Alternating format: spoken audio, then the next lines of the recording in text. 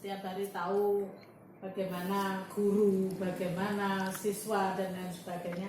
Dulu sebenarnya kami ya sudah tahu bahwa kami butuh pimpinan yang selalu berada di sekolah, tapi karena aturannya seperti itu kita kan enggak.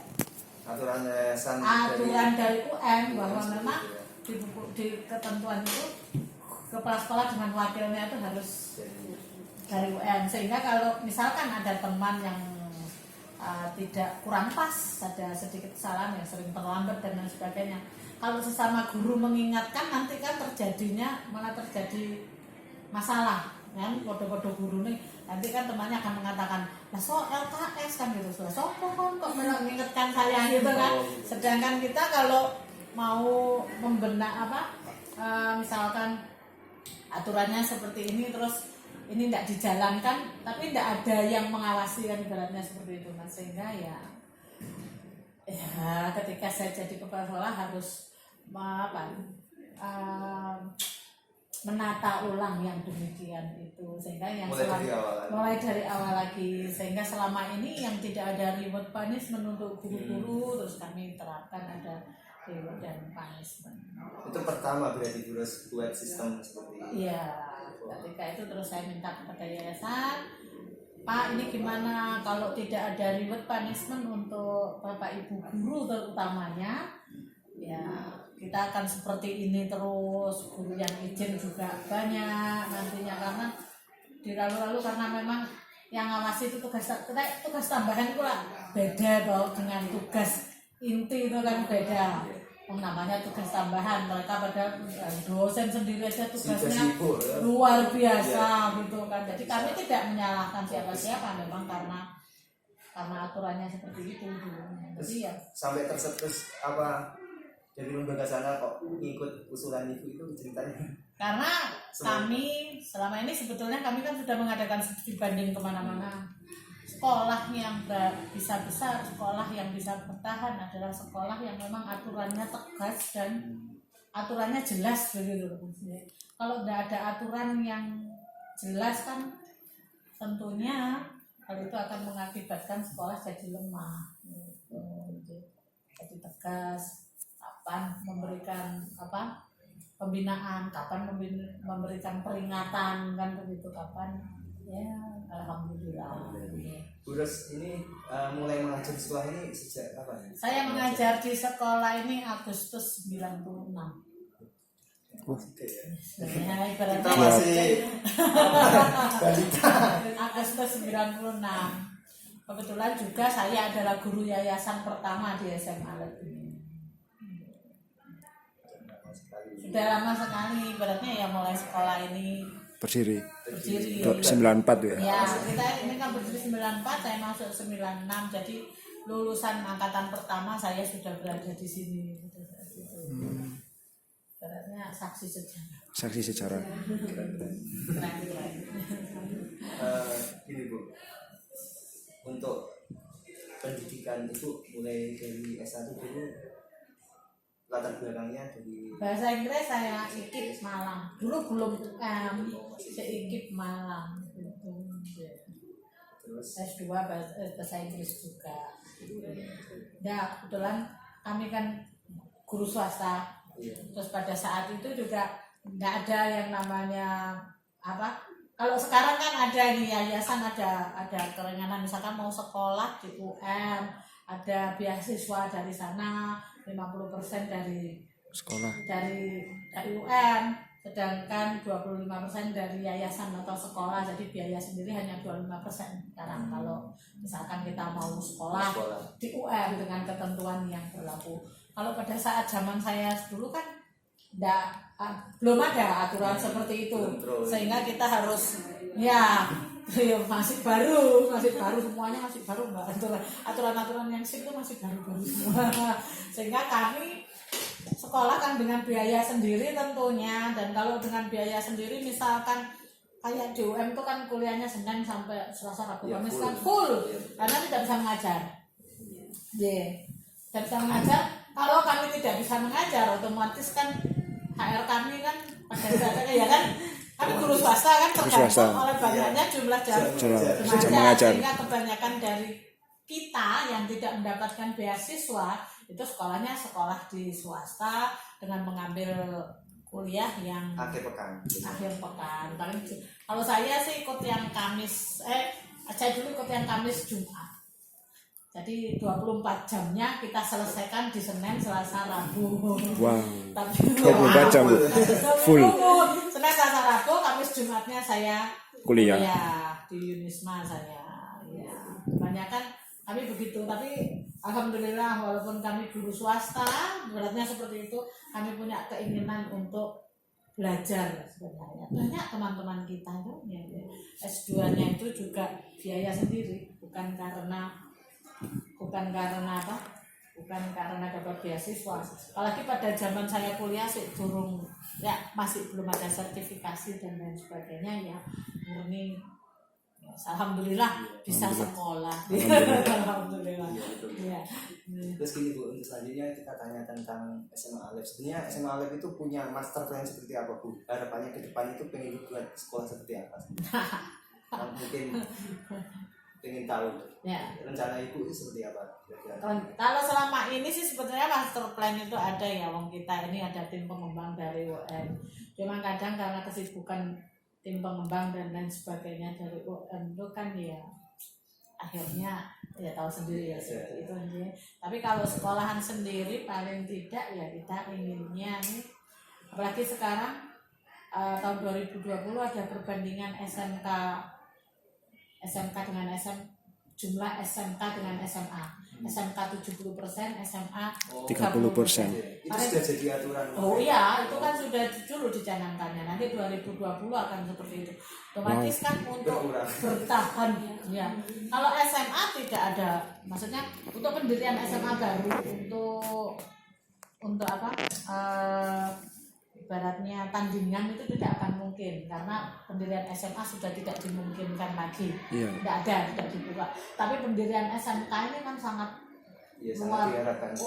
luar biasa akhirnya. Nah sekarang guru sekolah SMA itu kalau cari murid kan sulit sekali, sangat susah sekali, sehingga kita harus punya sesuatu yang bisa mencirikan yang beda dengan sekolah lain gitu kan. Kalau kami selama ini memang kalau akademik kita kembangkan masih sulit karena tahu sendiri ya ngajar di sini ya seperti itu. Jadi kami lebih pada karakter non akademik dengan kegiatan banyak dengan tahu sendiri kegiatan kesiswaan kita sangat utamanya yang untuk siswa itu kan sangat banyak sekali karena apa ya untuk mengisi waktu. Terus kalau kedepannya bagaimana kami ini ya sekolah ini tumbuh kembangnya itu paling enggak ya stabil karena persaingan yang semakin ketat, makin tahun makin susah karena SMK makin banyak, makin murah SMK. Nah pembiayaannya juga seperti itu. Pada ya kalau dilihat kalau masyarakat awam kan lihatnya syukur sekolah kan ya. Kadang kan orang tua tidak terlalu jeli juga untuk menyekolahkan anaknya ke depan. Bagaimana kan kadang ada orang yang tidak paham tentang itu. Apalagi terus anaknya sendiri pengennya kan cari enak. Nah kalau di SMK kan ada kuliahnya, misalkan masuk kelasnya kan memang hanya 1 tahun, hanya 2 tahun ya. 2 tahun ya. Pertama dengan tahun terakhir. Di tengah-tengah kan mereka ada prakerin ya. Prakerin kerja industri atau apa. Iya. Sambil kerja sambil happy itu anak-anak. 1 tahun biasanya 1 tahun ya, banyak juga yang tidak paham. Tapi yang tidak tahu lagi memang aturan di kita ini kurang aturan pendidikannya kurang jelas. Harusnya kalau SMK itu ya tidak boleh melanjutkan ke perguruan tinggi. Karena memang SMK kan dididiknya, dilatihnya untuk bekerja. Sedangkan kalau anak SMA memang nggak diberi latihan kerja, lulus SMA kan mereka nggak bisa kerja. Mereka harus punya keahlian. Lanjut dulu baru punya keahlian. Tapi sekarang kita adopsi sistem itu setengah-setengah, jadi semua dikembangkan. Dikombin akhirnya jadi bingung ini ya. Akhirnya jadi bingung. Kalau di SMA Lab sendiri dengan adanya seperti itu kita mengembangkan ada LS ya, lesson study, kemudian sekolah ya, LS kita juga sudah ibaratnya sudah bukan LS yang biasa, tapi kita memberikan hak belajar siswa dengan guru lebih memahami pada kajian materi. Mungkin sudah pernah ya ikut yang BNC itu, yang matematika dan sebagainya itu. Terus ada kelas ICT, International Class Program, yang internasional kelas itu, dengan harapan dengan begitu bisa mengangkat sekolah. ya. Programnya sih banyak Kalau Mas di di sini. Malang cuma ini berarti yang ada ICT. Kalau SMA yang ada SMA nasional, yang ada international class programnya, insya Allah hanya ini, hanya kami. Yang Satu lainnya, Indonesia. kalau satu Enggak, Indonesia mungkin banyak. banyak. Kalau satu Mungkin Indonesia. banyak. Di Malang. Kalau di Malang Kalau yang lainnya memang mereka sudah SPK, kayak Wesley, Bina Bangsa, memang sekolah internasional. sekolah internasional, mereka sudah SPK. Ya. Kalau yang seperti kita mungkin di Malang ini ya hanya beberapa ya. Kami terus Taskia itu ada. Tapi mengembangkannya kan beda-beda. Kalau kami kan tesnya IGCSE, sedangkan mereka ada A level, ada O level, dan Itu kerjasama langsung dengan Cambridge. Iya. Taskia. Ya pengen mengembang. Alhamdulillah kan baru tahun ketiga ini ya. Ini kan baru tahun ketiga Untuk ICT. untuk ICT ini, belum pernah lulus kan, baru tahun ini. tahun ini. Kemarin kan mereka tes Cambridge, tes internasionalnya itu kita lakukan di semester 4. Di kelas 2 semester 4. Ya, semester 2, di kelas 2 semester 2. Alhamdulillah kami baru tes pertama untuk mata pelajaran matematika, 2 siswa kita mendapatkan nilai A. Alhamdulillah di awal sudah. Itu berarti soalnya langsung dari Cambridge, Ujiannya dari sana. terus online di sini gitu ya. Bukan online di sini karena kita belum bisa mengadakan ujian sendiri karena kita belum Kesana. center. Kita ngikut kemarin berafiliasi dengan Alien Christian School di Surabaya. Jadi gabung tesnya di sana. Tesnya tidak seperti tes kita. Kalau matematika itu 2 kali tes, ada paper berapa dengan berapa, ada pas paper berapa dengan berapa. Kalau bahasa Inggris ada 3 kali tes. Jadi untuk 2 mata pelajaran itu kita riwari Malang Surabaya itu 5 kali. Ini semua anak ikut ya? Atau Ini kebetulan angkatan pertama ini nggak kami wajibkan semua.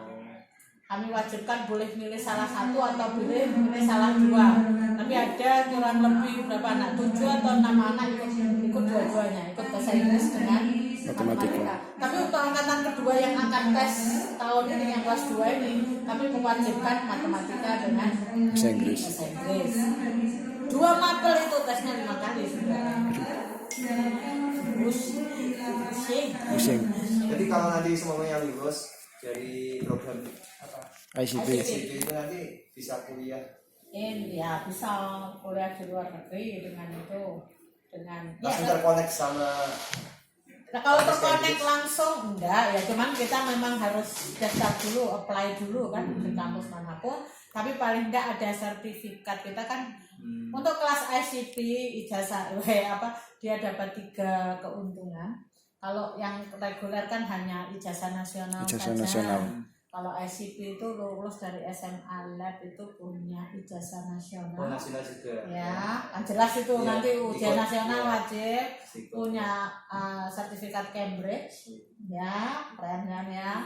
Yang kedua tes TOEFL yang sudah IBT. Wih.